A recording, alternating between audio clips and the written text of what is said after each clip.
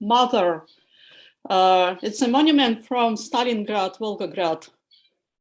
It's symbol of like patriotic symbol of Russia fighting with German troops during the Second World War.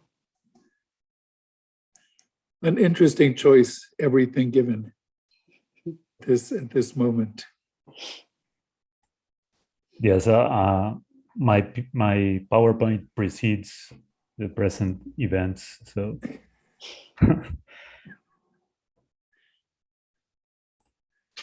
Okay, shall we begin now? Sure, yeah. Okay, welcome all to the first seminar of the new spring series in the Princeton-Bucharest seminar in early modern philosophy and science. And today we are going to be talking about Thomas Hobbes on demonic possession and passions of war.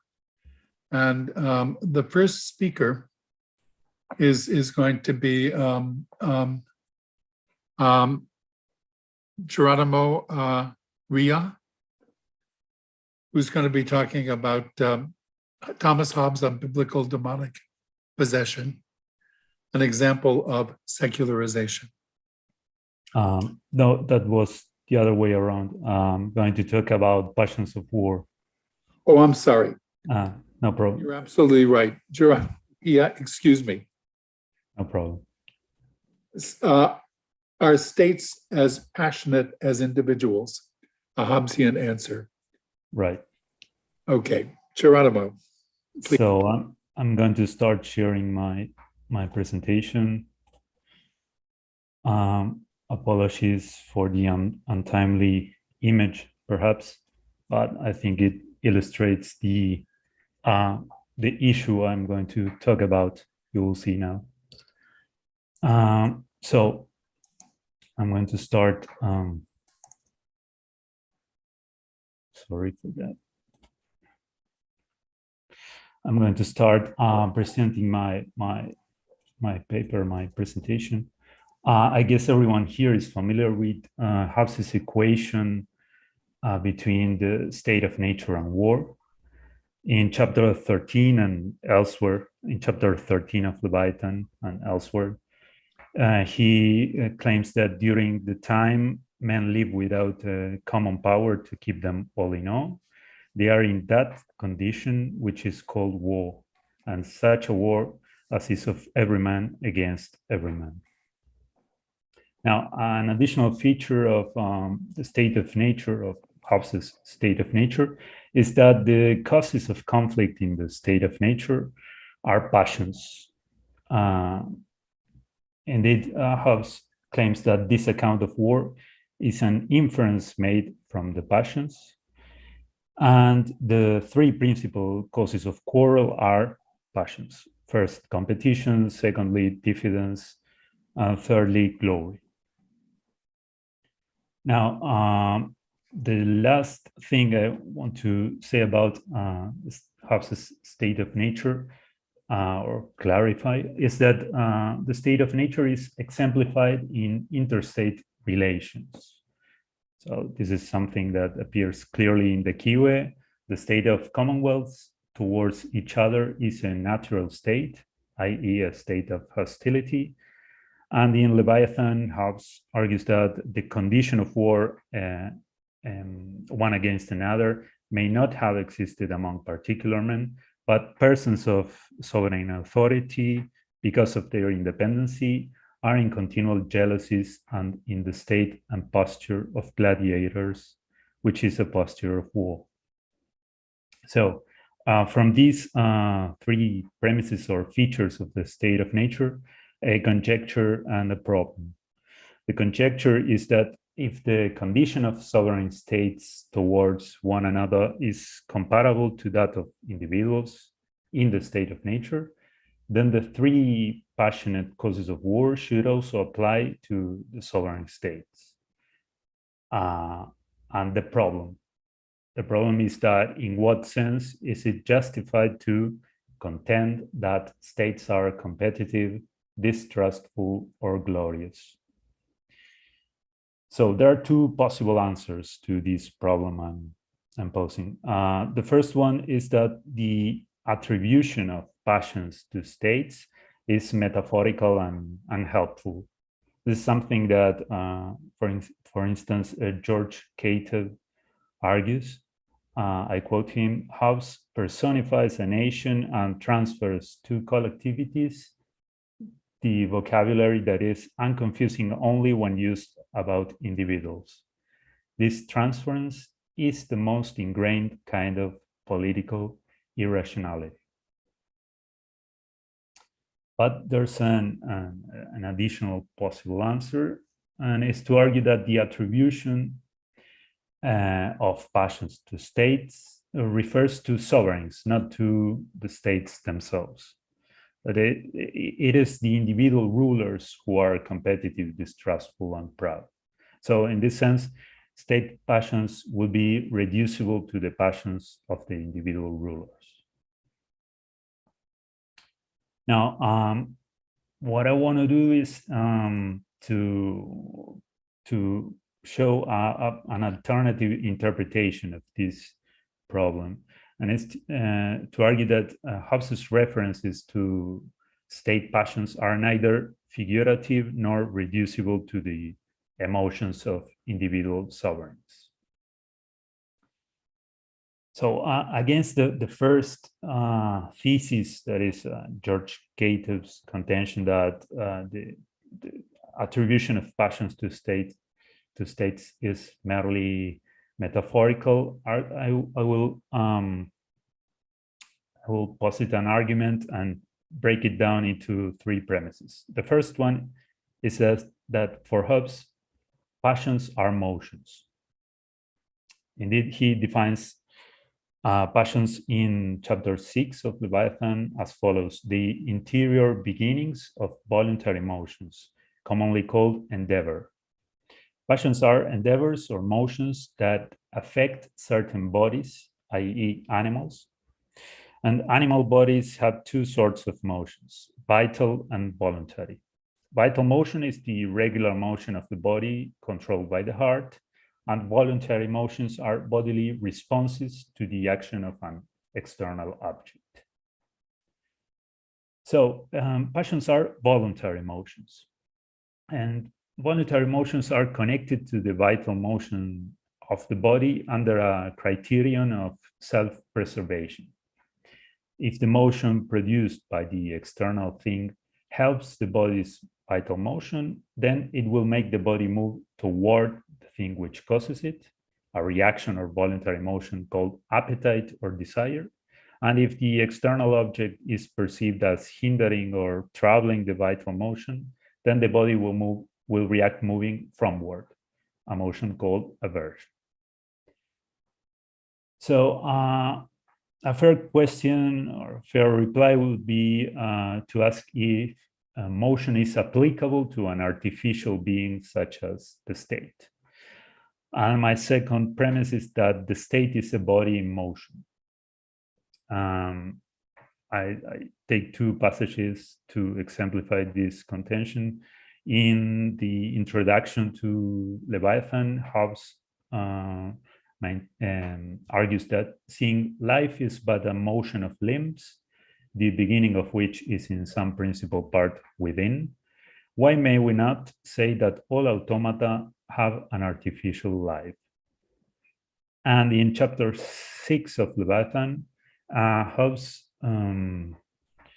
rails against the scholastic contention or scholastic thesis about metaphorical motion. So he's against this concept of metaphorical motion. He states that metaphorical motion is but an absurd speech, for though words may be called metaphorical, bodies and motion cannot. So when Hobbes speaks about the motion of the state, we should take him seriously. Now, a further question would be, if the state has a motion of its own, how is this motion obtained? And here comes my third premise. the sovereign institution is the beginning of the state's motion.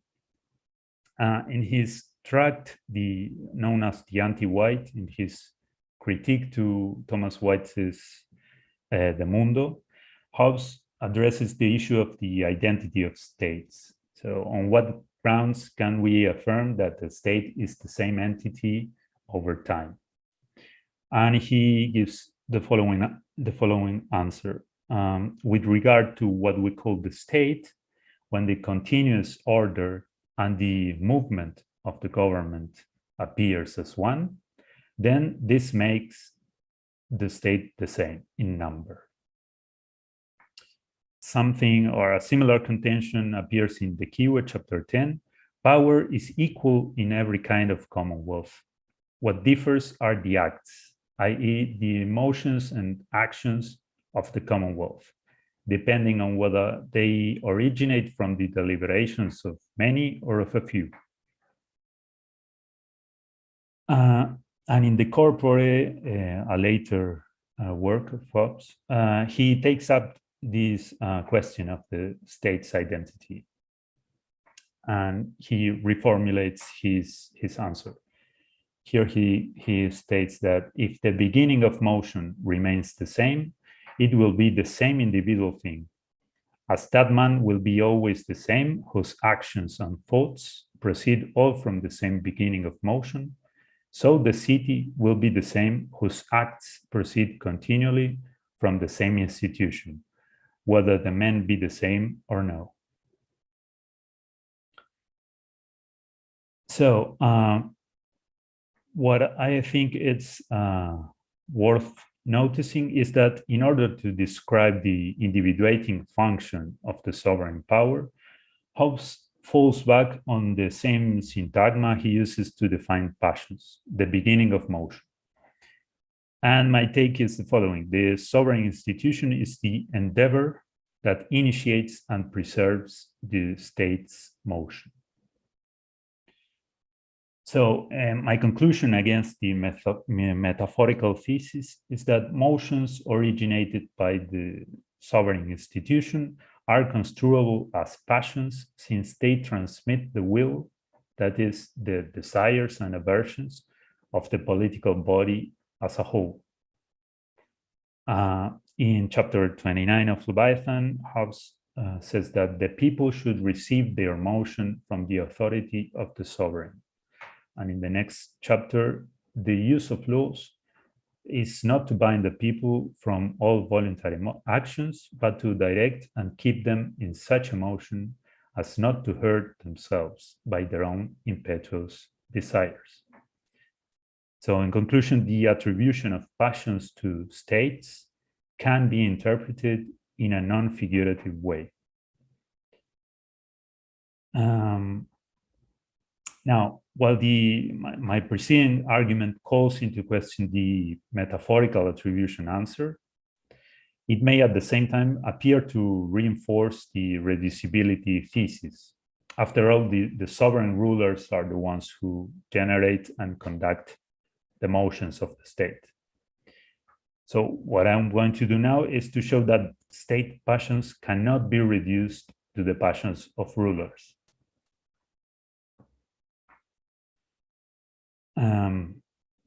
Well, the first thing we should bear in mind is that state passions are made of two components. The first one is the incoherent and pre-existing motions of the multitude, i.e. the matter. And the second component is the coordinating motions of the sovereign institution, i.e. the form. So I use this formula that appears in the title or the subtitle of Leviathan, the matter and form. And I interpret these two passages of the first one from the Kiwe and the second one from Leviathan in this sense. This is why Hobbes argues that the wills of the multitude are contained in the will of the sovereign, that is in the Kiwe chapter 10. And that is also why Hobbes argues that the sovereign must conform the wills of them all. So introduce a form into pre-existing wills. Now, this my take is that these two components reappear when Hobbes refers to war. He refers to war as a unanimous endeavor against a foreign enemy. That would be the matter, what is the wills and desires of the multitude, governed and directed by one judgment. That would be the form, that is the direction introduced by the sovereign institution. So if the sovereign power intends to go to war, it must tap into the pre-existing passions and rearrange them in a coherent way to mobilize the entire state towards that end. Now, a fair question would be, to what extent can sovereigns mobilize? Sovereigns can pressure on the restiveness. This is a quotation from Leviathan 18. Sovereigns can pressure on the restiveness of those unwillingly contributing to their own defense, but they cannot elicit by themselves the emotions that are not in their people. So the sovereign institution acts as a form that it is introduced in a pre-existing matter.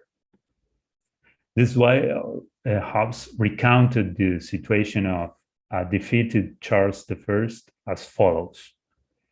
The king now published a passionate complaint to the people of this hard dealing with him, which made them pity of him, but not yet rise in his behalf.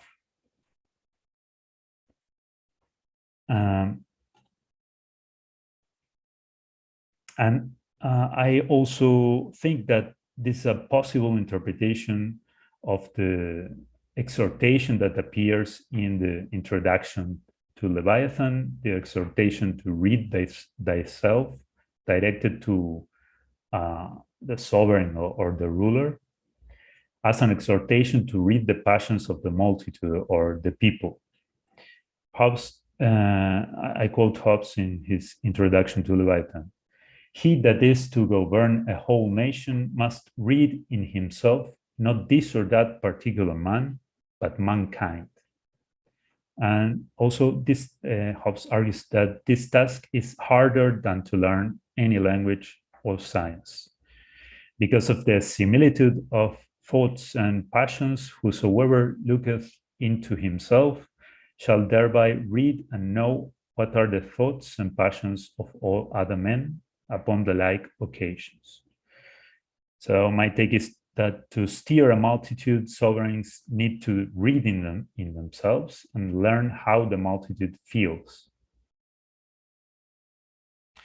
And finally, I won't address the three causes of conflict that Hobbes mentions in chapter 13, because it would take me too long, but I'm going to address one example, that is diffidence, the second cause of conflict in the state of nature, and see how my perspective plays out in relation to this cause of war. So state diffidence or this state distrust is not simply an accumulation of fearful or distrustful individuals. Hobbes considers an example of a non-conform multitude, a multitude of distrustful individuals. For example, in chapter 22 of Leviathan, he talks about a league that may temporarily assemble for mutual defense out of fear of an external threat. But he clarifies that when the common enemy disappears, when they have no common enemy, they must needs, by the difference of their interests, dissolve and fall again into a war amongst themselves.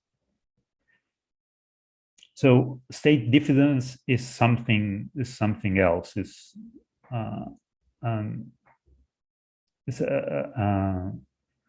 a different kind of passion. It's not merely an accumulation of distrustful individuals. My claim is that only a sovereign state with a principle of motion can maintain a continuous flow of diffidence. And this is why Hobbes, for instance, in the Kiwe, chapter 13, holds the following: two things are necessary to a people's defense: to be forewarned and to be forearmed. And in Leviathan, Hobbes includes the cultivation of misgivings towards foreign states as a vital part of the sovereign office. I quote him, "The people are to be taught first that they ought not to be in love with any form of government they see in the neighbor nations. This desire of change is like the breach of the first of God's commandments. For there God says, non habebis deos alienos. Thou shalt not have the gods of other nations." So, in conclusion, state passions that lead to war are those in which the sovereign power manages to conform the wills of its citizens and infuse them with a coherent direction. In this sense, passions are non-figuratively and non-reductively attributable to states. And many thanks.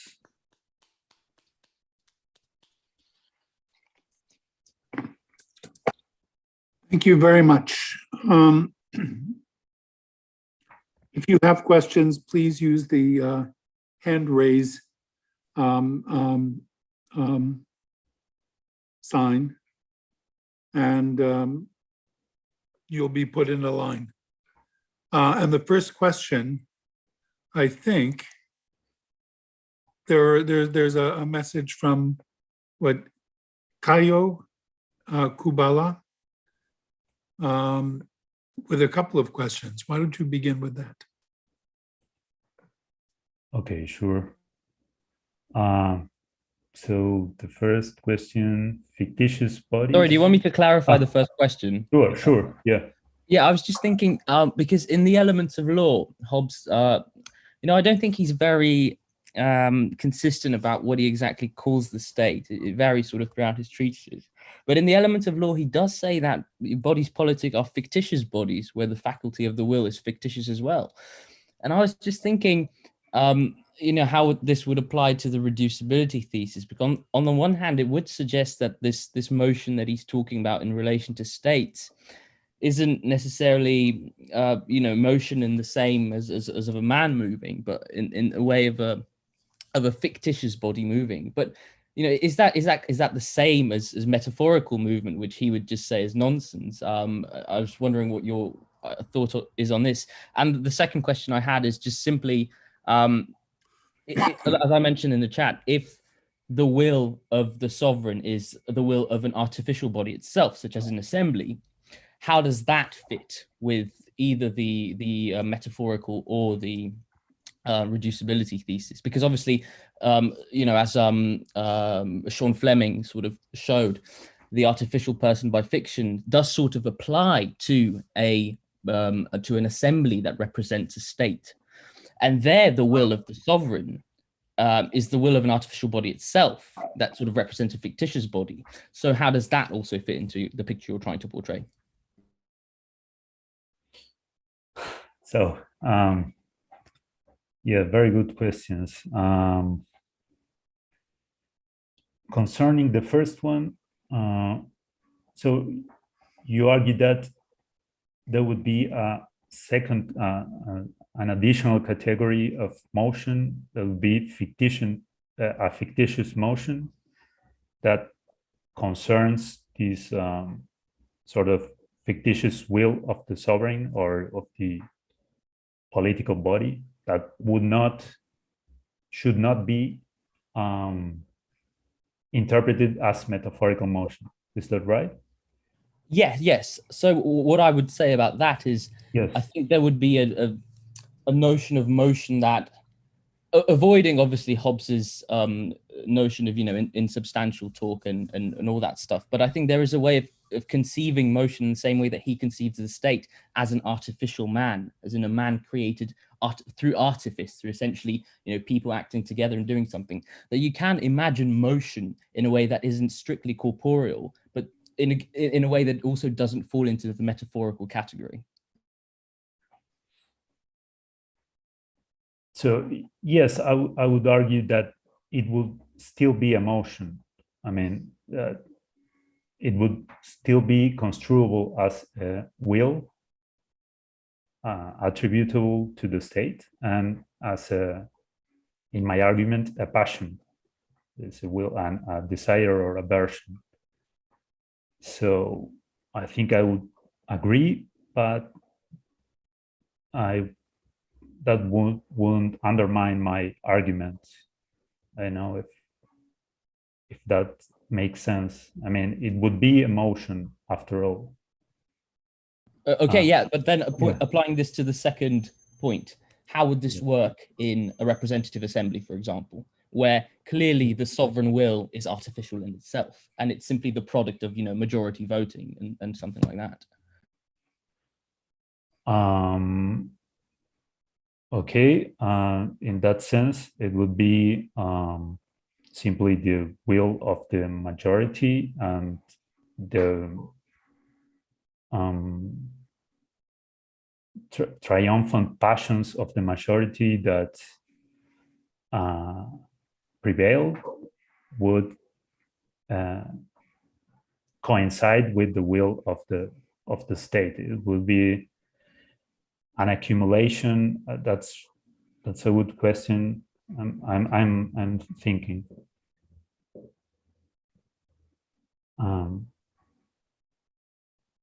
I would argue that one should take a majority criterion and apply to it the will of the majority of the assembly, in the sense of the prevailing passions of the majority of the assembly would coincide with the will of the state. Okay, thanks, Geronimo. Sorry for putting you on the spot. Of course. Sure, excellent questions. Thanks a lot. There was another question that I thought, but maybe not. Can I just pursue that a little bit? I'm having a little bit of trouble. Sure. Oh, Julian Ramirez. Okay. You have a question? Yes. Thank you very much. Thank you for your paper's presentation. I have twice question about the motion in multitude in the people. The first question is about what do you think about the mechanization, the mechanical lecture in Hobbes and the materialism reading in Hobbes. What do you think about it? And the second question is about the democratic readings in Hobbes. What do you think about it? The lecturing in impotentia versus potestas. This in relationship with the reading of the patients. Thank you very much. Sorry for my pronunciation. Yeah. Okay, no problem. So I would say that my reading tries to conciliate a mechanistic interpretation of this state motion.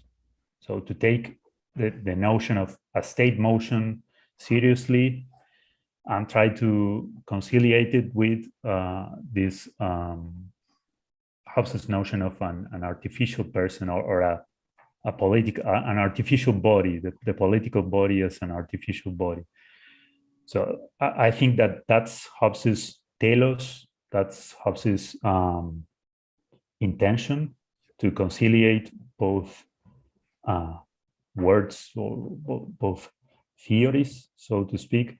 Though, although he might not have been successful, but it is worth pursuing this track. So trying to conciliate both stances, and I think that was Caio's concern, sort of pointed out to the same issue. So my answer would be yes. I'm trying to conciliate this Hobbes's mechanistic theory with his more political and with his notion of a political body in the sense of an artificial body.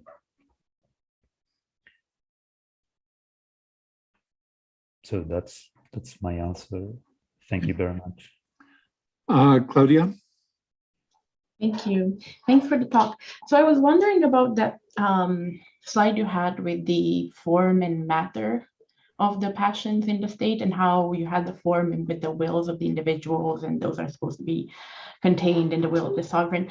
I was wondering whether there wasn't some sort of temporal sliding there, or logical sliding, because it seemed to me that the talk of the sovereign will containing all of those was when you had the social contract, right? So when you form the state, you now have the wills contained within the will of one, and so on and so forth.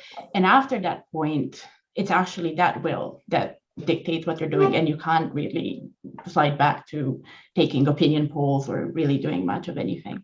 And in connection to that, it might be helpful, the chapter 22 of the Leviathan, when you have talks about like systems, right? And he talks about leagues and their representatives and how actions of the representative actions of the leagues. But then he says the main difference is when you have non-state like associations, you can not sign off to all of their decisions. But once you're in a state, you don't have that freedom. So the sovereign's will and the sovereign's actions are your actions by default. So I sort of thought this is going more towards the sovereign thesis. Okay, awesome. Thanks a lot. So my answer would be that you're right. There's a sort of a slippage there, but the sovereign, as I took this example of Charles I. So the sovereign cannot ignore the matter, this what I call the matter, which are the passions that are present in his people. So and I think that the case of war is an important case there. So you cannot engage in war if you have reluctant subjects. So in that sense, I mean, you're in formal terms, you're right, but in practical terms, the sovereign must contain in a sort of real way the passions of the multitude. That would be my answer to your question. Thanks a lot. Okay. Andrei Ionescu. All right, so I'm a total novice in terms of Hobbes, so I'm sorry if my questions are a bit naive. I want to clarify, so passions are to be regarded as a form of motion. And in that sense, because the concept of motion can be attributed to states, we can attribute passions to states. Did I understand correctly? Right. Okay, so now my question is related to a certain slide you had, in which you talked about what gives a state its identity. And I've got I screenshotted the quote. If the beginning of motion remains the same, it will be the same individual thing. Yes. As that man will be always the same, whose actions and thoughts proceed all from the same beginning of motion. So the city will be the same, whose actions proceed continually from the same institution. And my question would be, what gives the institution its identity? in the sense of, well, if the institution basically gives the state its identity, why can't we talk about the institution basically changing itself? And in that sense, the identity of the state also changes. Right. If for instance, if the institution is a democracy, then it will have the state will have a certain identity different from a state that is a monarchy or is governed by a monarch, who will have a different identity because of its sovereign institution. So if the beginning of motion is a monarch, an assembly, an aristocratic assembly, or a democratic assembly, that will determine the identity of each state. So does that answer your question? Partly, because what I'm trying to understand is, well, if the monarch changes, why do we regard the institution as the same? If the monarch dies, yes, and another monarch comes, so it is still a monarchy, and it has only one principle of motion, which is the natural person that embodies that office, the office of the monarch. So it doesn't matter if there is this office is fulfilled by a natural person A, B, or C. So what remains is the office of the monarch. Okay, I understand. So it's more of like an abstract form of the basic system that governs. Yes. Okay, thank you very much. Right. Thank you.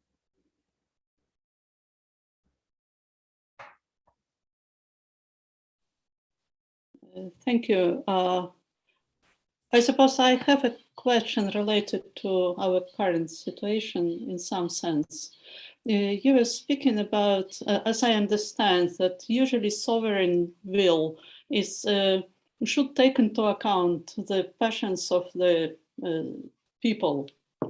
Could we imagine in Hobbes' system that these people's passion are produced by sovereign, like making claims or making like speaking about something like states' reasons or raison d'etat, that's something that bigger than the current passions of individuals, but which can be the force to induce the necessary passion to people according to sovereign will. Yeah, well, that would be compatible with my argument. I mean, I think that the sovereign, or I think that Hobbes thinks that the sovereign should inform or give a certain form to the passions of the people, and that may include forcing this or galvanizing some energies that are merely dispersed in the people. So I would argue, I think that what you say is perfectly compatible with my argument. The sovereign can force some passions and give them a state dimension to those pre-existing dispersed passions in the people. Thank you very much.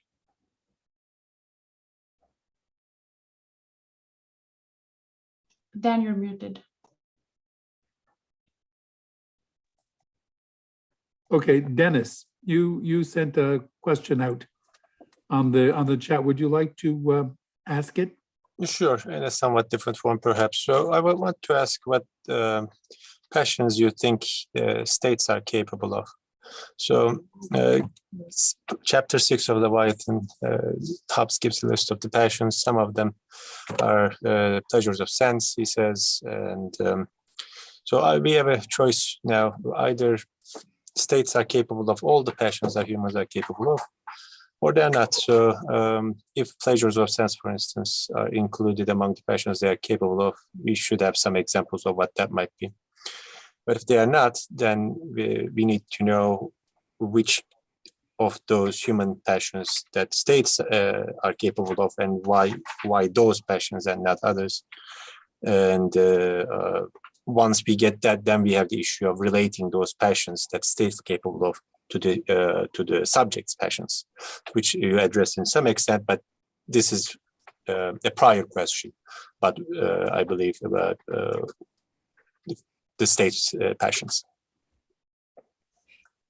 So you have a very good question, and I think I don't have a good answer to it. So my contention would be to say that Hobbes should only be concerned to explain the three passions that he mentions in chapter 13 that elicit war. So competition or ambition, so to speak, diffidence, fear, a sort of fear, and glory. But I will still need a criterion to argue why the other passions, the pleasures of the mind, would be excluded. And I don't have that criterion. I mean, I don't know what to say in that regard. Your concern is very well put. I should think about that. Thank you. I would like to ask a question that, or make an observation at least, that is connected with a whole bunch of different things that people have brought up. I'm not sure that Hobbes has a really clear idea of, I mean, he certainly does talk about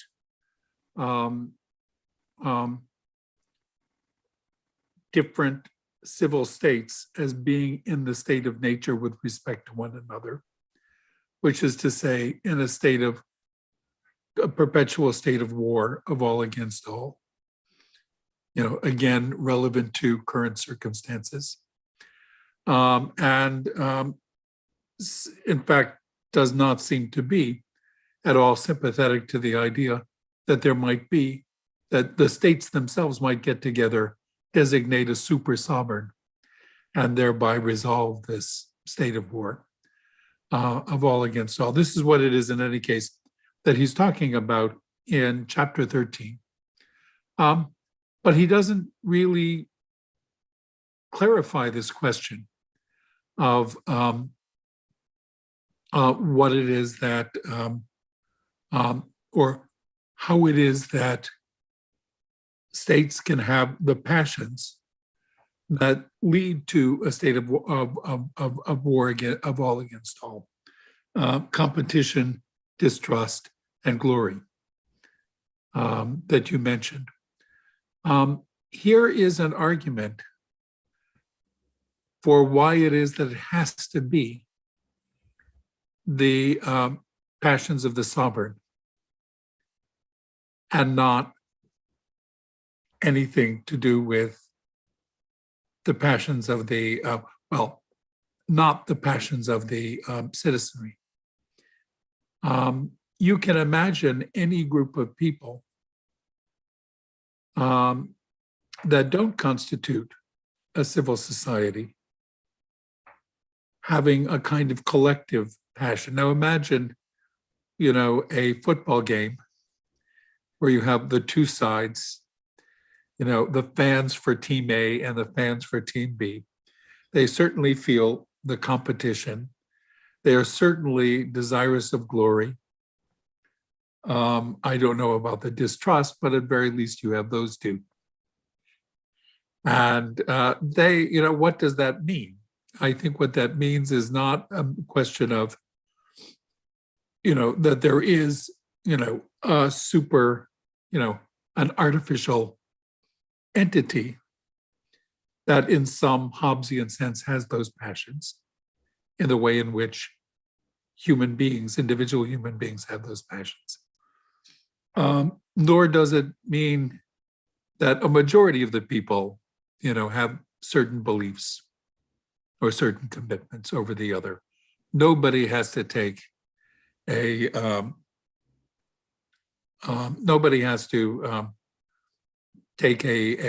poll of the fans of Team A to see if they seek glory for their team and so on.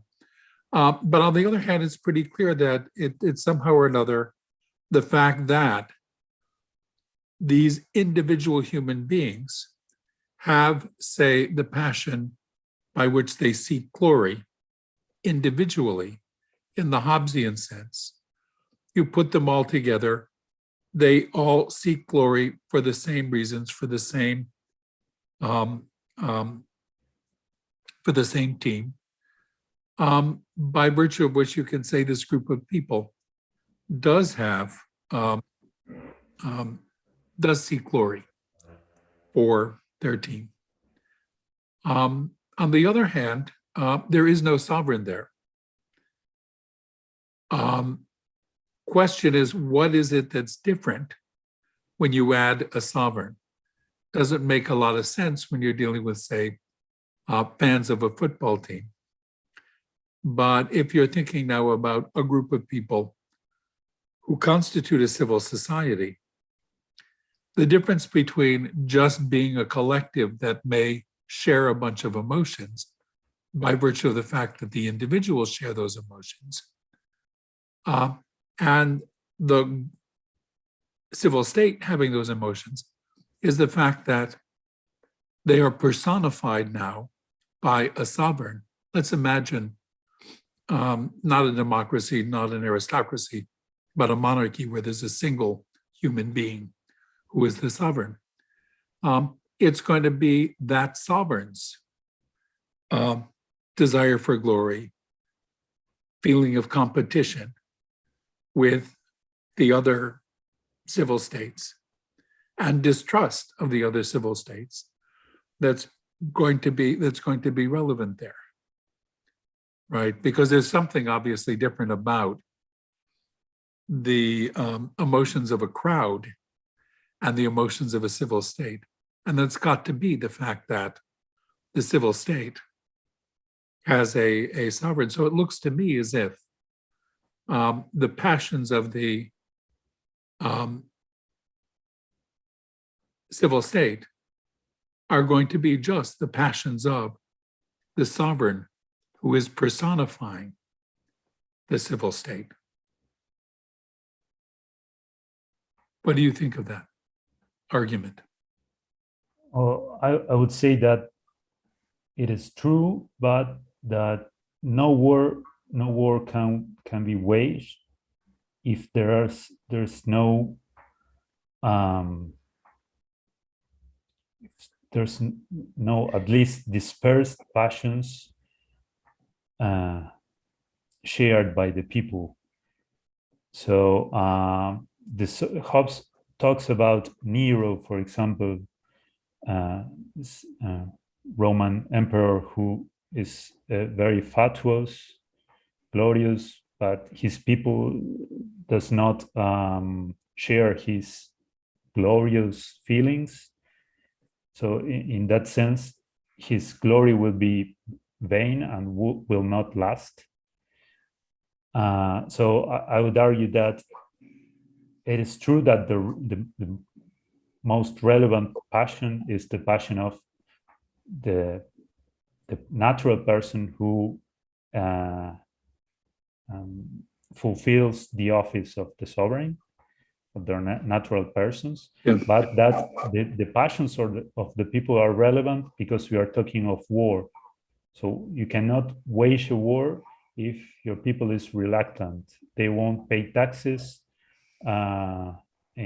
towards that end, and they won't they won't go to fight. No, absolutely. But if that happens, isn't then the king, the Nero, no longer sovereign if the people will not Right. do what it is that the sovereign says to do, then that isn't the sovereign anymore. Claudia, you had a finger on this? Yeah, I'm sympathetic to the concern that there has to be some buy-in from the population, so their passions have to be involved, but I think it is in the direction that Dan is saying. So it's always a sort of referendum on whether they still buy into the sovereign. When they're at war with another state, it's never that all the citizens in that state are afraid of that state or in competition with it. It's not even that they have, I think, the duty to fight, because Hobbes says you're still within the realm of justice if you pay someone else to go fight.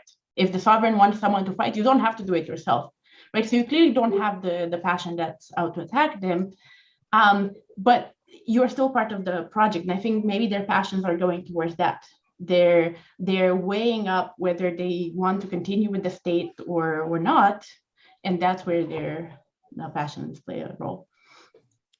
We have a couple of messages on the chat line.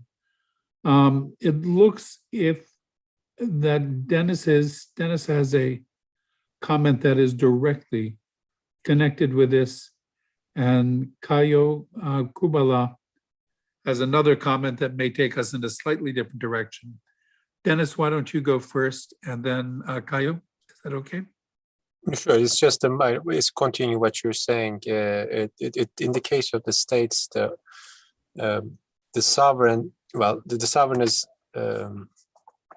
does something, and therefore, because he's our sovereign, the citizens authorize those actions. So those actions are our actions. Right. Now, but that depends on the will. So not necessarily. So the natural person if it is a king, the natural person, the king has various passions, but not all of those are attributed to us. Those aren't authorized by us. Mm-hmm. Certain class are, however, are attributed to us as well, because those are the ones that we authorize. But the demarcation of that in the case of the king becomes a bit difficult. Because what is it in virtue of this, that the king wages a certain war?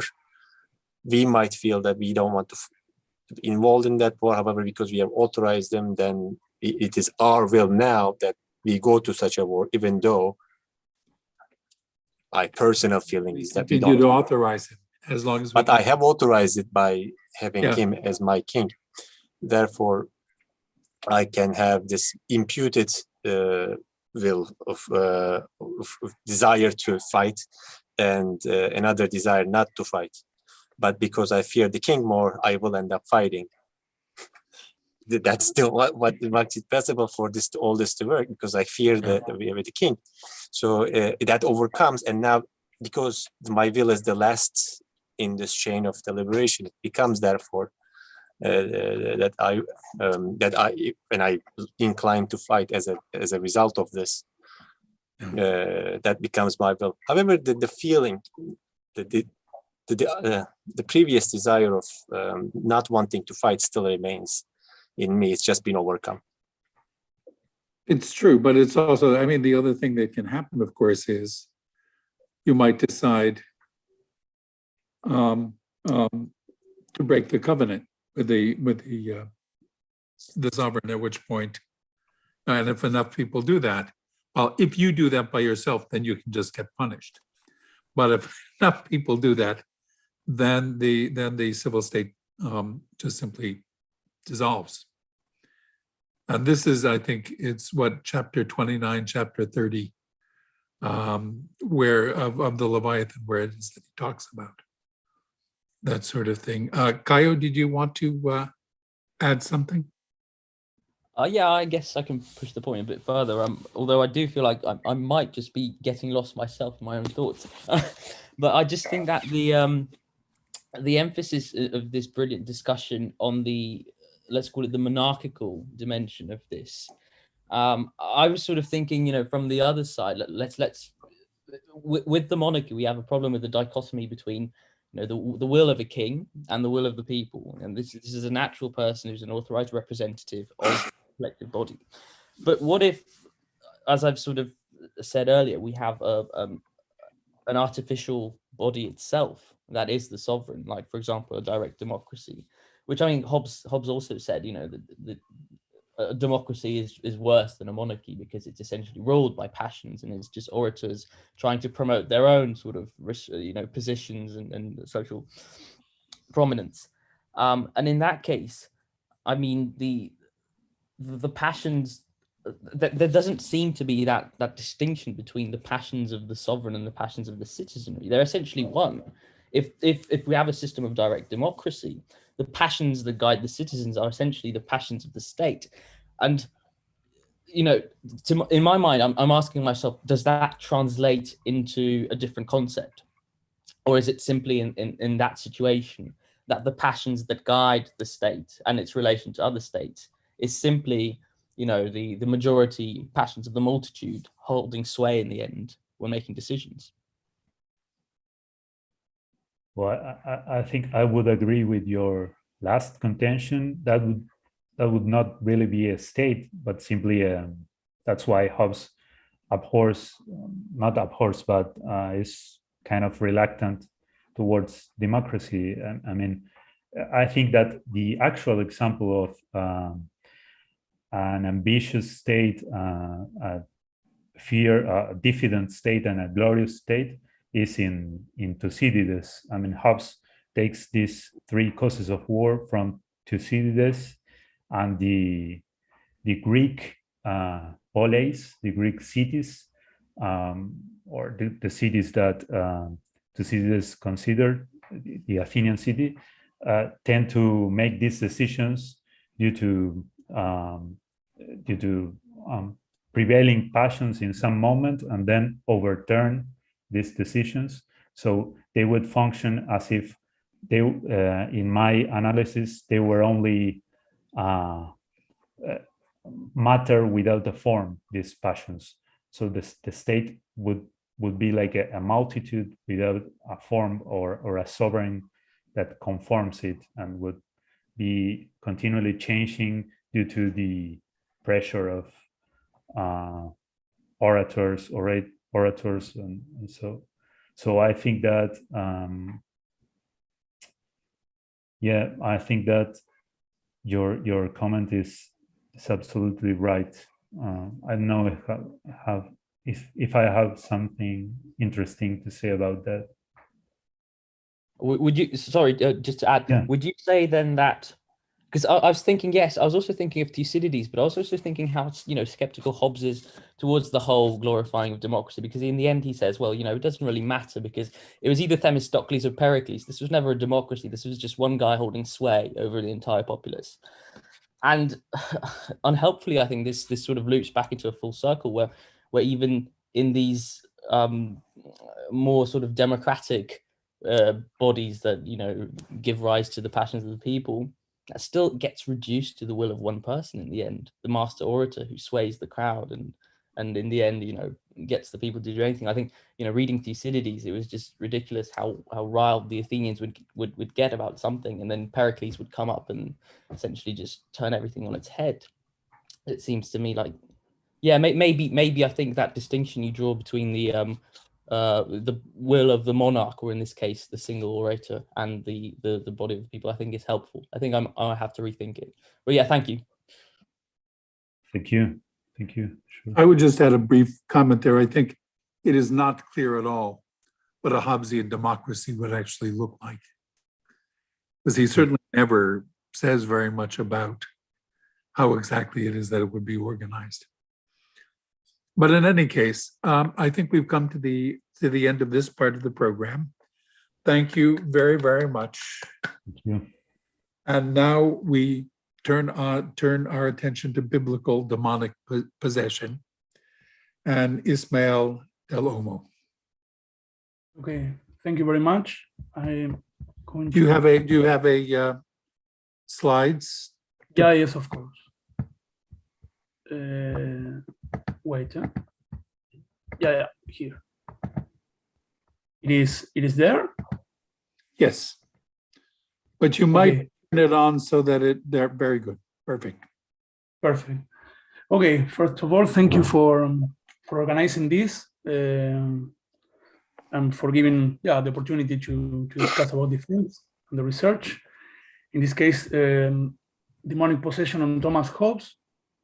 This is embedded on a current research that I'm trying to do about the secularization of scripture. That would be, simply put, the idea that the scripture, or at least parts of the scripture are human books. They are not revelation, but human books, and that many instances or examples of things that happen in the scripture can be explained by natural means or natural causality and not supernatural causality. And this normally from the mid of the 17th century on. My outlook is always on the history of demonology, because that is what I study. So my idea would be to try to see this secularization of scripture through the criticism of demonology in some authors. So hoping to prove or to study how devils and demonic possessions and exorcisms go from sacred truth in a revelation to a cultural heritage, human things, natural things.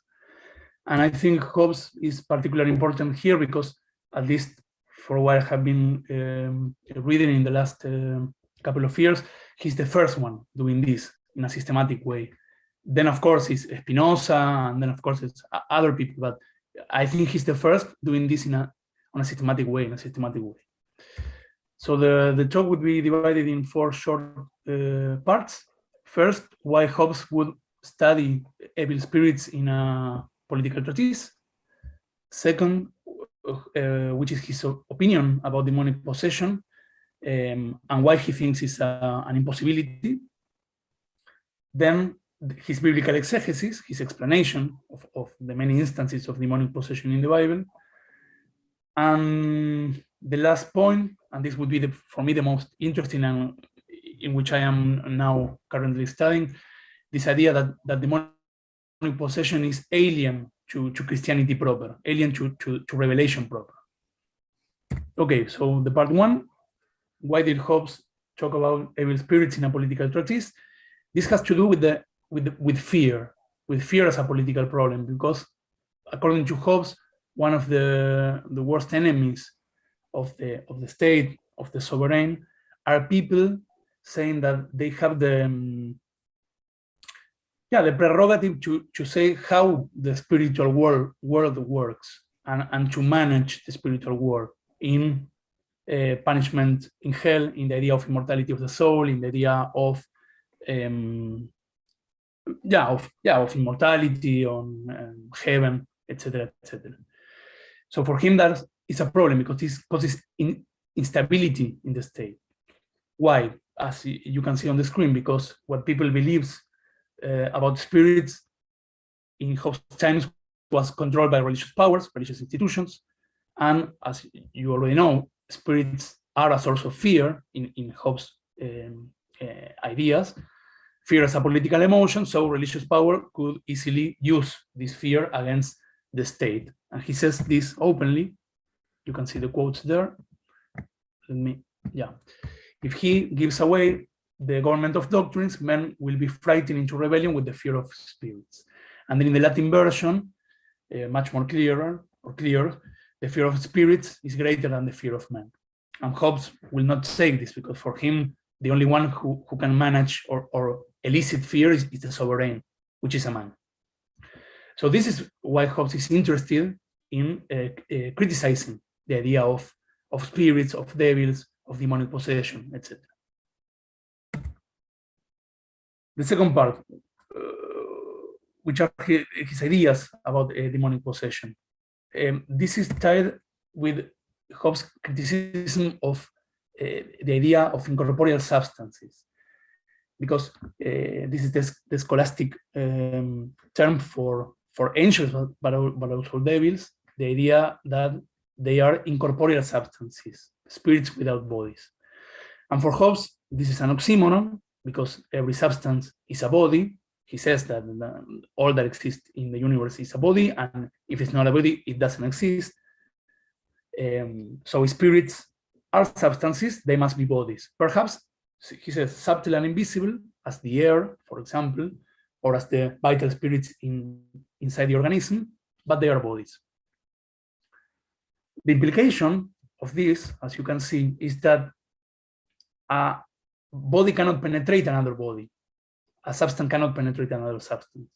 So he says, I have not yet observed any place of scripture from whence it can be gathered that any man was ever possessed with any other corporeal spirits but that of his own, by which his body is naturally moved.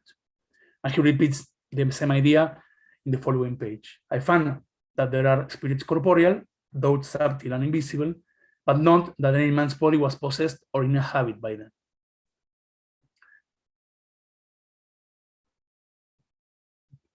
But this poses a problem, because if a spirit possession is metaphysically impossible, then how do we explain the many, many instances of demonic possession in the Bible? And this would be the third part of the presentation, which is the various exegetical strategies that Hobbes is using to give alternative explanations for what is happening in the scriptures. And he's always given alternative readings of what these biblical devils could be, and giving examples with demonic possession. Now I'm going to speak about three of these alternative explanations attached to his particular biblical exegesis. The first is metaphorization, the idea that devils and possessions are figures of speech. The second is etymology, paying attention to the meaning of the words traditionally allocated to the devil in the Bible, Satan, Abaddon, devil. And the third one, very clear, naturalization, the idea that what is happening is only a disease, only a disease. For the first one, spirit as a figure of speech, he says, in the scriptures, the spirit of a man, when it produced unclean actions, is ordinarily called an unclean spirit. So here the idea is that an unclean spirit in the Bible could be actions of men, dispositions of men. And the example, one of the examples that he gives is possession. He says, and whereas our Savior, in a passage in Matthew, speak of an unclean spirit that having gone out of a man, wandered through dry places seeking rest, and finding none, and returning into the same man with 7 other spirits worse than himself, it is manifestly a parable, alluding to a man that after little endeavor to quit his lusts, is vanquished by the strength of them and becomes 7 times worse. So here possession is only the idea of sin, the idea of unclean actions. The second one would be etymology. As I said, the idea that Satan, Abaddon, Diabolus, they are not spirits, substantial spirits, but only if we look at the meaning of the Hebrew and Greek meaning of them, they are only offices, that is, roles or qualities of an individual. So he says, for the tormentors, we have their nature and properties exactly and properly delivered by the names of the enemy or Satan, the accuser or Diabolus, the destroyer or Abaddon, which significant names, Satan, Devil, Abaddon, set not forth to us any individual person, as proper names used to do, but only an office or a quality. And the example is a passage in Luke, in Judas, the example of Judas. Then enters Satan into Judas, surnamed Iscariot. And Hobbes says, it may be answered that by the entering of Satan, that is the enemy, into him, is meant the hostile and traitorous intention of selling his Lord and Master. So here possession is only the idea of the role that Judas is playing as a betrayer, the role he plays in the betrayal of Jesus. The third one would be spirit as disease. This is connected with the idea that Hobbes has that people in the past, in antiquity, pagans, Jews, had no idea how diseases work, how nature works. So he says, the opinion of the world, both in ancient and later ages, concerning the cause of madness, has been true, some deriving them from the passion, some from daemones or spirits, either good or bad, which they thought might enter into a man, possess him, and move his organs in such strange and uncouth manner as madmen used to do. So some of them call them madmen, the later call them sometimes demoniacs, that is, possessed with spirits. And then the examples, I don't have to read them because they're evident. The idea that lunatics, madmen, epileptics, in the scripture appears as demoniacs. And this is not a change, he says, of nature, but of name. We call them madmen, they call them demoniacs. Okay, but this poses a further problem. If spirit possession, demonic possession, is only refers only to evil actions, evil thoughts, evil intentions, diseases, then what happens with Christ's exorcisms? And this is a real problem in exegesis, because exorcism is a miracle. This is why Hobbes addressed the problem openly. But why then does our Savior proceed in the curing of them as if they were possessed and not as if they were mad? Why didn't he tell the truth? And this asks for the last exegetical strategy that I will show. There is the idea of accommodatio, accommodation. Is this idea in exegesis that the God has to accommodate his revelation, his actions, to the understanding of man. He has to lower himself to the level of the understanding of man for him to be understood. And this is why Jesus treats these natural diseases as devils, because people at the time thought they were devils. No more, therefore, it is improper to command madness or lunacy under the appellation of devils, by which they were commonly understood, to depart out of a man's body.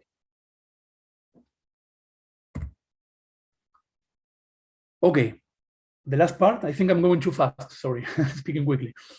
The last part is the idea that possession is, for Hobbes, is not a part of the Christian message of salvation. Till now, we have seen that for him, spirits are bodies, they are not immaterial substances, that possession, spirit possession and demonic possession is impossible, because there is no way a substance can penetrate another substance. And he gives another explanation, various other explanations about what the Bible is telling there. All of this, I think, is to say that possession is not part of revelation proper, not part of the Christian message. That possession, in any case, is a problem of natural philosophy. It's a natural question. And we are free to answer that question. It has nothing to do with the territory of religion and salvation. It has to do with the territory of science and natural reason. And here comes a long quote, sorry, but it's very telling, so I have to say it. But if there be no immaterial spirit or any possession of men's bodies by any spirit corporeal, it may again be asked why our Savior and his apostles did not teach the people so. But such questions as these are more curious than necessary for a Christian man's salvation. Our Savior, in conducting us toward his heavenly kingdom, did not destroy all the difficulties of natural questions, but left them to exercise our industry and reason. The scope of his preaching being only to show us this plain and direct way to salvation, namely the belief in this article, that he was the Christ, the Son of the living God, sent into the world to sacrifice himself for our sins. To which the opinion of possession by spirits or phantasms are no impediment in the way, though it be to some an occasion of going out of the way and to follow their own intentions. So here Hobbes is openly saying, we can believe whatever we want about spirit possession, because this is not salvation. This is not the only way that Christ is teaching, that Jesus is the Christ. This is the way to salvation. And the opinion we have of possession has nothing to do with this. It can lead us out of salvation because it makes us follow our own inventions. And here Hobbes discloses his idea that possession is an invention, a human invention, has nothing to do with revelation.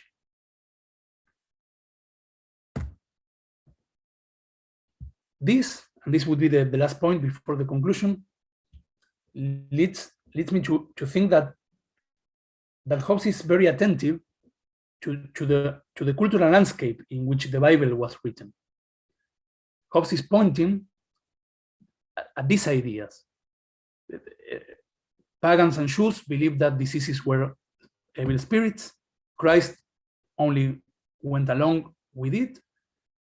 People think that evil actions comes from evil spirits inside the persons. So it is this idea of Hobbes that we should pay attention to the cultural mindset of people writing the Bible, or where these things occurred. For whom was the Bible written? To whom was Christ speaking? This idea. And this will lead Hobbes to say that the edifice of demonology, the whole idea of demonology, is a pagan heritage. It is not part of Christianity proper. So he said the demonology of the heathen poets, that is to say, their fabulous doctrines concerning demons. And he explains the cultural influence of this idea. The Graecians, by their colonies and conquests, communicated their language and writings into Asia, Egypt, and Italy, and therein, by necessary consequence, their demonology. And by that means, the contagion was derived also to the Jews, and from pagan and Jews to the apostles of Christ. The disciples themselves did follow the common opinion of both Jews and Gentiles that some such apparitions, he's speaking about angels and demons, were not imaginary but real. These the Jews called spirits, angels good or bad, and the Greeks called them the same by the name demons. So you could see here, you can see here the idea that the same idea of devil, of demon, of angel is a cultural influence that Christianity has, and it's embedded in the Bible. Okay, for me this is very interesting because studying demonology for quite some time now, I think Hobbes is the first one saying something like this. Because when I see even criticism of demonology, they treat devil's possession exorcism in the Bible as part of revelation. But Hobbes is the first one, to my knowledge, who is pointing this trajectory of demonology from revelation to culture. This idea of devil's possession exorcism are not part of revelation. They are part of a cultural heritage. There are ideas that people had at the time where the Bible was written. And I think this is very, or for me, it's very important, or at least, fun to read. Okay, so the conclusion. First, it would be the idea that through his biblical exegesis, to Hobbes, demonic possession is a human experience. And this I would call, I know the word is too large perhaps, but I didn't have any other at hand. I would call this secularization in a limited sense. The idea that what explains demonic possession are things from this century, things from here. This is saeculum.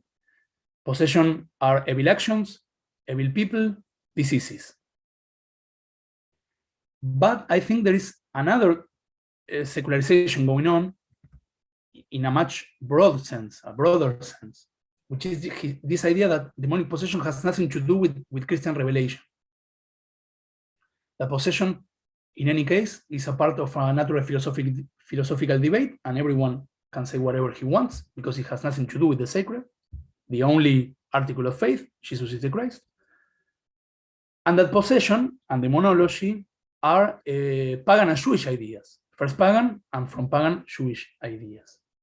And this, I think, adds a layer of culture, a layer of history to the Bible in the mind of Hobbes that has nothing to do with the sacred, with the sacred message of the Bible.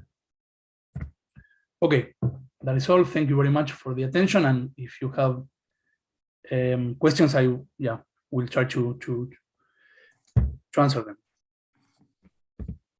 Okay, thank you very, very much. Okay, I think the time was okay. No, it was just fine. It was just fine. And I think already there's a question from Caio Kubala. Yes, Yeah. thank you, Ismail. I really have nothing to add here, but I was hoping to pick your brain on one thing. I completely agree that Hobbes was preoccupied a lot with this stuff about possession and fairies, demons, and everything. But I'm wondering, what's your take on where he gets this interest from? Because my gut feeling is, and I've done some research on this from another side. My gut feeling is that Hobbes read a lot of the works of King James I, which he had available in the Cavendish Library. Now, my focus on this was more as Hobbes as a reader of the Basilicon Doron, which I think, if you read carefully, there are lots of parallels between what James was sort of trying to tell the future Charles I in there, and what sort of Hobbes is arguing as a sort of a quasi-royalist position, so to say. As a writer who prefers monarchy, although he endorses social contract theory and is not a divine rights kind of guy. But obviously James I was the guy who wrote the Demonologia, and he himself was interested in witches. I think he also wrote the Malleus Maleficarum as well. And is this? Do you see this sort of the influence of King James there, or is Hobbes, or is your take on Hobbes's concern with demons and fairies different? For example, concerns about Catholicism, right? Which especially the Jesuits preach this kind of stuff to, as Hobbes thinks, control people and therefore keep them in the darkness that he sort of tries to dispel in Book 4. Yeah, great question. Yeah, I couldn't say about the demonology because I am familiar with it, but never studied in depth. So this I don't know. It would be nice because Hobbes is not quoting much his sources. So the only source that he quotes, not in the Leviathan, but in the discussion with Bramhall after he publishes, is Joseph Mede,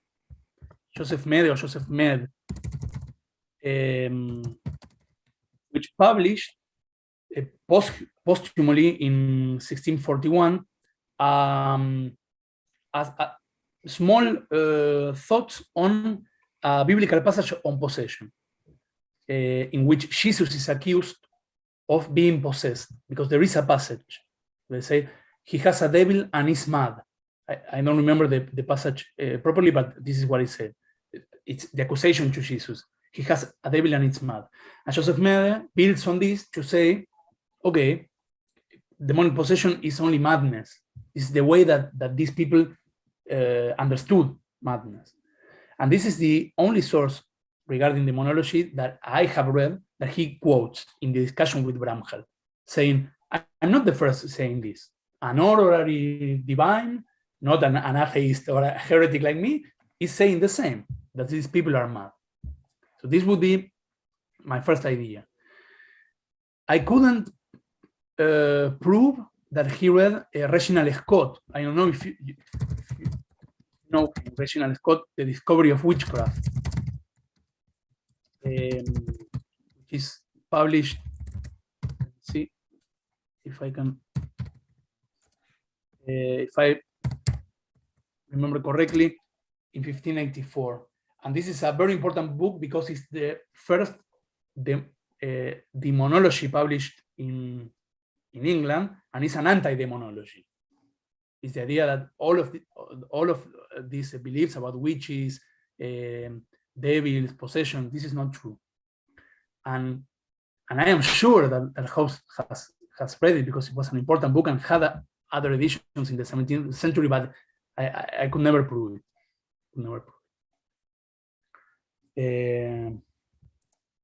Well, I don't know. Yeah. But I will look at this the connection with the. Thank you.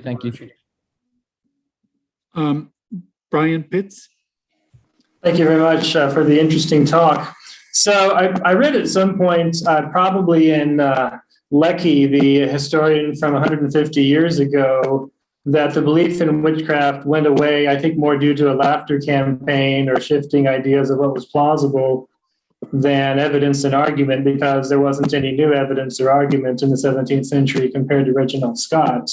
I'm less steeped in these matters than you, certainly, but from what I've seen of Hobbes, I see arguments, but I think his audience would have rejected almost every premise in all of his arguments. And it doesn't seem to compare too well to, say, Glanville, who I seem to have a much more of a scientific and empiricist feel from the parts that I've read. So I guess sort of a general question, do you feel like the shift is, this shift in belief was in fact, rooted in evidence and arguments, in these areas, or was it more from some kind of exogenous, I don't know, maybe discussed over, too much weird controversy about religion or something along those lines, rather than, well, now we've shown that there aren't really any demons because we have these facts?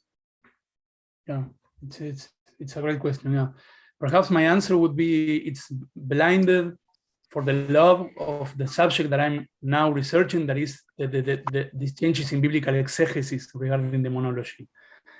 I would say that the next thing, I have found many arguments against demonic possession in the 16th and the first half of the 17th century against contemporary cases of demonic possession.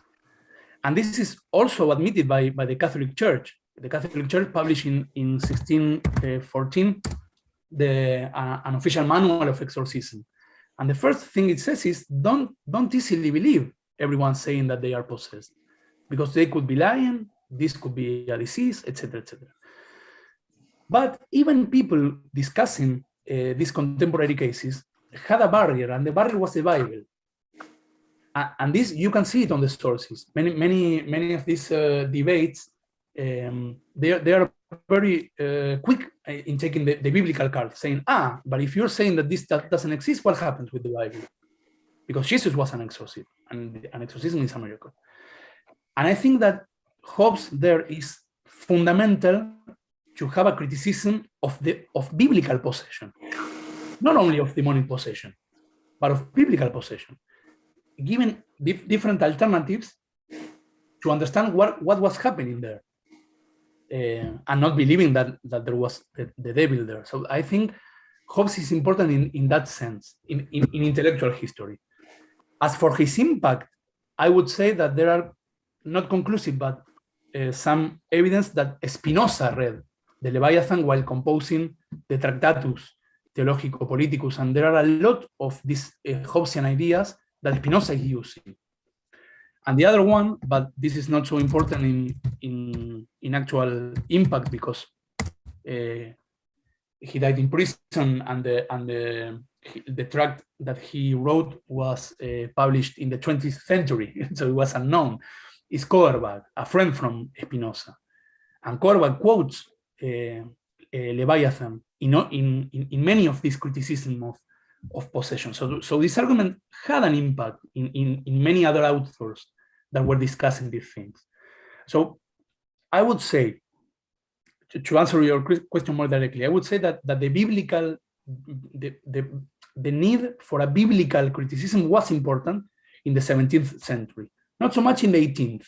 For example, Voltaire, D'Holbach, they don't care so much about these arguments, biblical arguments. But Hobbes, Spinoza, Koerbagh, Becker, many of these people, they did care much about this. Yeah, and then I would say that we have demonic possessions until today. So 18th century, 19th century, 20th century, full of demonic possession. Only that I think the state, medicine, they are not so inclined to believe them, or at least they put the ideas of medicine first. That would be my answer. Okay, Donna? Yeah, thank you. In a way, Ismail has already answered my question, because I wanted to introduce Reginald Scott into the discussion. But I was wondering now, once you replied, whether we can explain the interest, the late interest on Reginald Scott, and the fact that there are two editions, one on 1651 and one on 54, and then another one during the Royal Society's time on this old anti-demonology, as you said. Can we somehow see the other way around somehow, the Reginald Scott as being part of the same camp in which Hobbes is situating himself?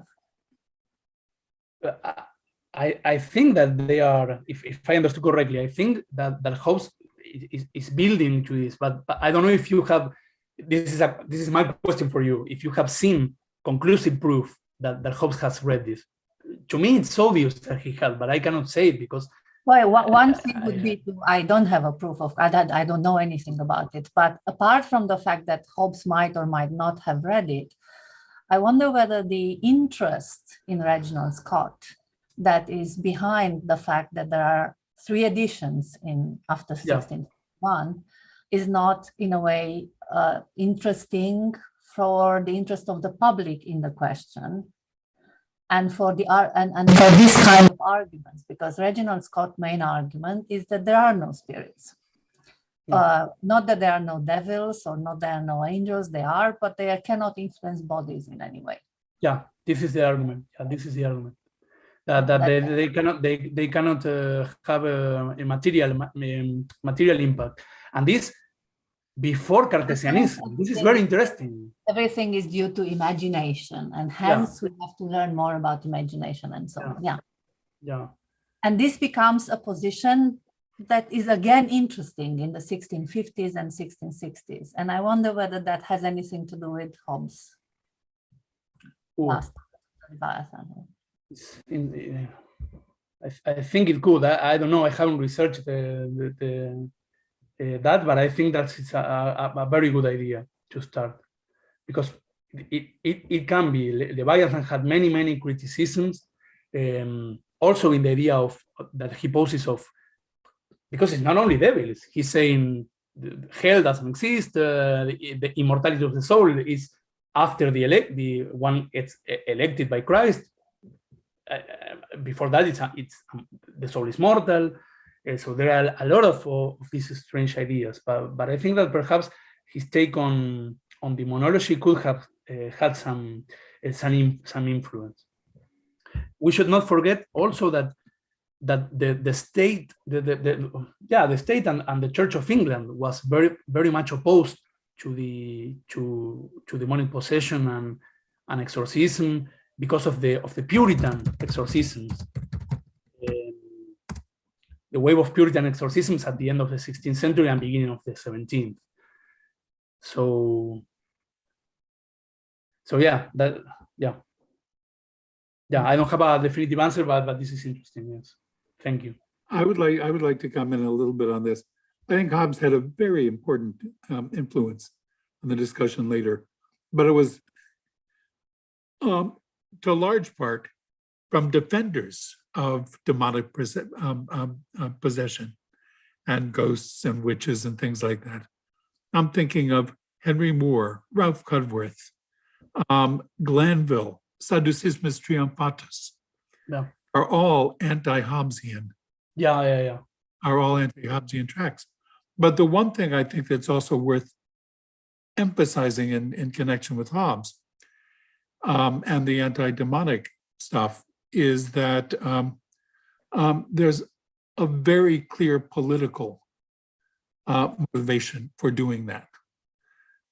He's not interested in an abstract way in demons and ghosts and witches and so on, but in a very practical way because, and this is in chapter 46 of Leviathan, where after giving his long, I think it's chapter 44, 45 is where he talks about the demonology of the Greeks that had the demonology of the ancients that had polluted Christianity.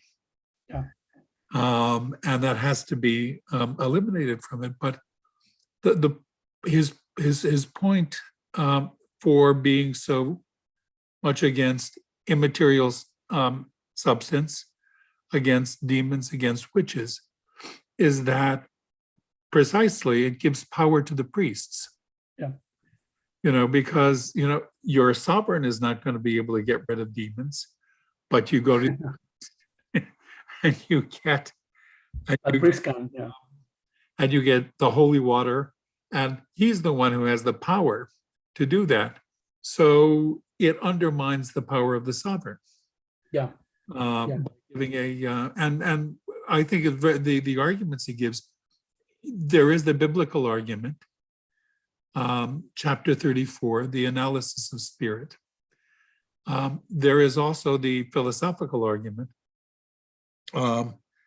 that the idea of a material substance is incoherent. But there's also a very interesting, in chapter 2, a very interesting sort of explanation for how people came to believe in these things. The idea being that, this is the example of Brutus and the ghost of Caesar. And, here he was the night before a big battle. He was really upset. He was in his tent and he fell asleep. Or he went into sort of a daydream and dreamed that Caesar had come to him, when in actuality it was just his imagination. And he has a whole elaborate explanation for how it is that this gives rise to, well, first of all, ghosts. Second of all, demons like nymphs and satyrs and things like that. But even witches. It's a slightly more complicated explanation in terms of it's the witches that are deceived into believing that they're actually at a witches' Sabbath and interacting with the devil and so on. But it's the same basic mechanism. A hallucination, a dream, images that explains how it is that these things came to be, Caesar then Brutus got up the next morning and told everybody that Caesar had come to visit him in his tent. And everybody says, well, look, that's Brutus who said that. That must be true. And suddenly, well, not so suddenly, but through testimony, then all of these things get established as truths. Yes. I would add two things to what you're saying. Is the political nature of for this discussion is evident when Hobbes uses, ironically, the image of possession and exorcism to explain the Reformation in England, because he says explicitly that Henry VIII and Elizabeth had made an exorcism and took away the spirit of Rome that was in so he plays a lot with this imaginary of demonic possession. Well, and the very end of the Leviathan is comparing the Catholic Church to the kingdom of fairies. Yeah. And the other thing that I would add, but perhaps we don't have time, but only for you to have in mind that parallelly, he's criticizing demonic possession. He's also criticizing divine possession. He's saying that the idea that God can inhabit a person and make him do prophecies, or this idea of mysticism, he's also rejecting that. Of course, he's doing that. So that would be also interesting in the idea that it's not only that he's criticizing demonic possession because priests can do exorcism and the sovereign not, but with the idea that priests or Reformed Church also, or sectarians in the Civil War, or sectarians, are saying that they are the mouthpiece of God, are saying they are possessed by God. Yeah. So he's very interested in saying, no, this cannot happen. It's impossible. No. So, but that is for another talk, the idea, the rejection of divine possession in Hobbes, not only the demonic possession. Yeah. There are points that have been made by Dennis Adagchi and Kayo Kubala. Dennis, why don't you go first? I mean, this relates to, I guess, Reginald Scott, but anyway, I'll just ask you. So Hobbes, of course, does have a direct argument against immaterial souls in chapter 4 of Leviathan. It comes up elsewhere too. It's just, the idea is incoherent. You combine incorporeal with substance, you get contradiction.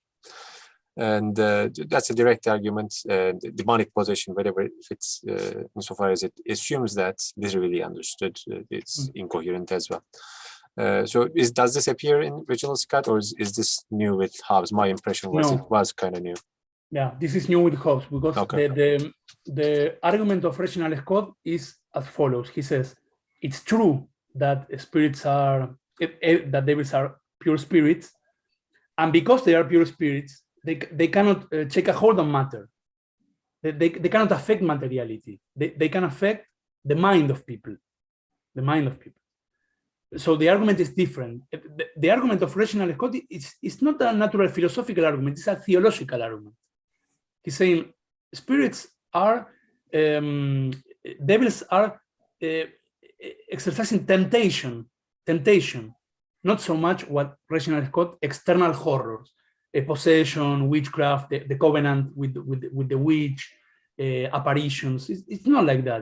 It's temptation, leading people to sin. But the argument is not a philosophical as with Hobbes. It's only theological, because they are pure spirits. They cannot act on matter. If we think that, says Reginald Scott, we have a problem, because what do we do with Christ? Christ has a body. This is the difference between Christ and devils and angels. Christ has a body. So his arguments are more theological, not so much about the idea of incorporeal substance and all this. Okay, Caio? Yeah, I was just thinking, this revolves around a lot of what I've been recently interested in Hobbes, which is sort of his political theology. So, clearly Hobbes conceives of the state as a mortal god. That's the fundamental sort of, for me, icon there. That Hobbes' political thought has a fundamentally theological dimension. And I think this is also what gets into the heart of his concerns about all of this religious stuff, some of which you've been discussing.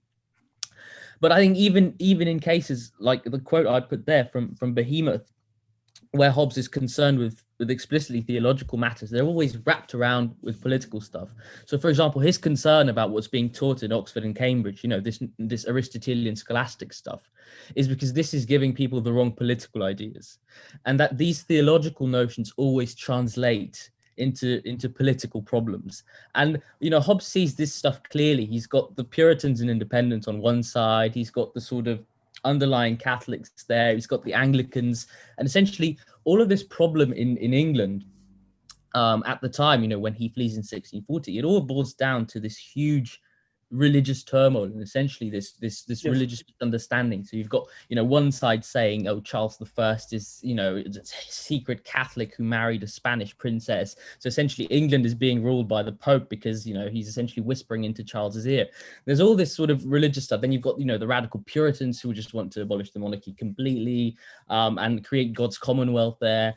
And I think I really like the topic that you're researching, Ismail, because I think too little attention has been devoted to this theological dimension of political thought. I studied with Quentin Skinner and at the Queen Mary MA here, and one of the things that I think Quentin has come to accept now is that a lot of the stuff that he's been doing seemed to be, well, at least this is one of the accusations levied against him, that it was too secular, like the foundations of modern political thought, like the something I've talked with him often, for example, in terms of his discussion of the person of the Commonwealth. I began to understand this fundamentally as a theological concept, given what Hobbes, for example, says in chapter 42. I think there is a direct parallel between the persona Dei and the persona civitatis that Hobbes wants to kind of draw. And this is the reason why he says that Christian sovereigns are the representatives of God. I think this is something that Quentin didn't really look into much in his work. So I really like this topic and what you're doing here. Oh, thank you. For me, it's like a navigation. Some days I read it and I think, okay, this guy is a complete atheist. some days I read him and say he doesn't care. He only cares that the stability of the state, and then as a believer, it can be. But because he's a genius, he can. No, I don't know if disguise, but he can say things that can be interpreted in many ways. But then I don't know whether the idea of the mortality of the soul, or I don't know if I would say which kind of theology he's thinking of. I don't know, but I think no one. I personally think he's a very idiosyncratic thinker, and I think it's because the emphasis that Hobbes places on his sort of tripartite system of physical science, the first part, the second part, the third part, it all needs to be coherent, it needs to be systematic, it needs to make logical sense, everything needs to be proven by ratiocination, it has to yield absolute proofs like the laws of geometry. Like, he really needs to fiddle around with dogmas in order to make this whole picture make sense. And it does get him into weird places at times. I mean, I'm in my mind, I was trying to resolve, why on earth would Hobbes try to redescribe the Trinity? I mean, even in non-Catholic circles, this will get him into heaps of trouble, and it did. He got hauled in front of Parliament in 1666. Yeah. If not for the intervention of the king, he would have just been, probably burnt at the stake or something. And I think the only reason to explain it is that the politics and the theology in Hobbes are inextricably linked. You can't really pull them apart. There's a reason why more than half of the Leviathan is about books 3 and 4. Yes. They're purely religious polemics, and I think we really need to sort of reassess these claims, these theological claims, stuff exactly like demonic possession, like the stuff about the soul, about hell and heaven, about why is the state a mortal god, like what is the significance of that divine reading of the state, and I think it'll just yield a clearer picture of Hobbes, and maybe even spurn all these. I don't really like these accusations that Hobbes was an atheist. I mean, it just doesn't make any sense to say that Hobbes. Yeah, I understand this. Yeah, of course. I would. The only thing I would add is that I see in my mind the frontier is not Hobbes but Spinoza, and I would add that in Hobbes I see that he's trying to preserve the idea of revelation. He's not saying that the Bible is all human, not at all. He's saying this is the revelation. Jesus is the Christ. Whereas for Spinoza, the only quotation marks sacred things is a moral teaching. Love God, which is nature, and love your neighbor, because the neighbor is you, because you are all, because all is you. So, and Hobbes doesn't have this idea. So I think what you're saying that yes, that perhaps he has this this intention to build a new theology. Really thinking that there is a sacred method to follow if that doesn't destroy the stability of the Commonwealth. Yeah. This would be a wonderful conversation to continue. Claudia, you have a question. Yeah, thank you very much for the talk. I really enjoyed it. I really liked your observation that Hobbes is putting this into cultural context. And I think he's doing also slightly something about that, in that he's probably also giving some sort of abbreviated genealogy for how this fits into, his current context. So I'm thinking of, his history of the church and this idea that there is someone who has authority over the text of the Bible and how to interpret it. So, it's not just, it happened that this text got to us in this state where we couldn't discern the cultural context, but it was used as this. And I don't know if demonic possession appears there in the history of the church as a topic in itself. It might, I'm not an expert, but I know that like the idea of spirit does. And with spirit, he always says the ancient religions had this, and the priests sort of appropriated it the idea of spirit that was used in pagan gods and stuff like this, so that they could turn the masses in their favor. So I'm wondering if this is also in the direction of like, look, this is a widespread cultural thing that was in the ancient religions. You also find it in the Bible, but it's a conscious choice by the church to grasp it for political power. Oh, that is good.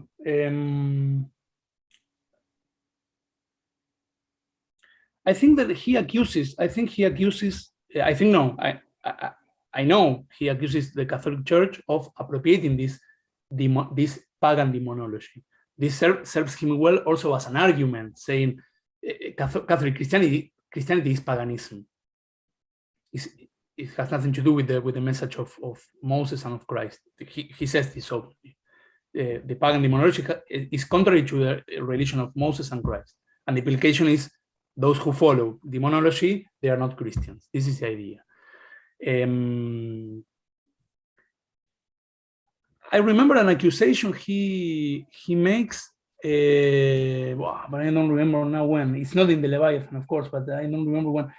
That he says that that the fathers of the church were the first meddling philosophy with religion. And that they were like, he says, the empusa. This makes sense in, perhaps I'm saying the Spanish word, like a demon in I think in one of obra of Plauto. The preface to the Kiwe with the monster. Okay, it's this. Yeah. Thank you. And he says this. They hobble. It's limping because in one feet they go with the scripture and the other one with the philosophy. And his solution is an exorcism. He says we should make an exorcism, taking away this philosophical nonsense from religion. So he's always playing with this kind of things. But yeah, I should look at. You told me about this ecclesiastical history. You say. Yeah, I think in the ecclesiastical history has a similar story, but I don't know if about possession as well, but definitely about spirits. I should revise it. Of course, I will. I am noting it down and doing it. I think he wasn't always doing this, but certainly in the 1650s and 1660s, he got really interested in church history.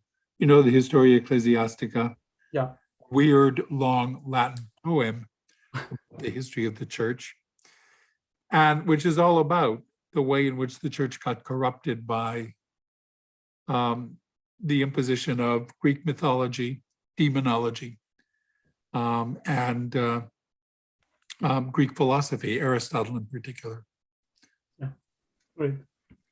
The one figure I was going to, when talking about his strategy for biblical interpretation and the idea of reading the Bible in the context of what it is that people commonly believed and so on. The one thing that I was surprised that you didn't mention there was Galileo and the letter to the Grand Duchess Christina. Galileo was a really important figure for Hobbes. And in fact, if you remember in the introduction to the De Corpora, he lists Galileo as the first real physicist, natural philosopher, because of his theory of motion. But of course, the letter to the Grand Duchess Christina, which was written in connection with the Copernicanism debate, was exactly, and it was a justification for why it is that you shouldn't use the Bible to refute Copernicanism, and that was the principle of interpretation that you were talking about there. That you have to read it within its cultural context is exactly what it is that Galileo was doing. Now, that was written in 1616. I don't remember when it was first published, but it certainly circulated in manuscript. And I would be astonished if Hobbes didn't have access to that. Of course. Either in a more direct way, or I'm sure I am 100% certain that it was discussed in the Mersenne circle in the 1640s when Hobbes was living in Paris and hanging out with those people. But now you're saying this, I remember, because I have to cut the quote for it to fill the slide. When he's speaking about possession and saying it doesn't matter, this is a problem of natural, a natural question, a problem of reason, it doesn't matter, it doesn't. He says it is like the discussion if the sun goes around the earth or the, right. And he says openly, it doesn't matter. Right. So here is the connection, but I didn't know. Yeah. But the thing is, I mean, in the 1650s and the 1660s, Copernicanism there were still some anti-Copernicans around, but it was no longer the issue that it was, in the 1620s, 1630s, no. 1640s. But Galileo is a really important character for Hobbes. Okay. Thank you. Anybody have a last word that they would like to say? We've come, I think, to the end of our time. Thank you very, very much, both of you, for wonderful presentations. Next week, we have a panel on geometry in the 18th century. And we hope to welcome as many of you as can come. But thank you very much, and hopefully we'll see you next week. Thank you. Bye. Thank you. Thank you very much. Bye.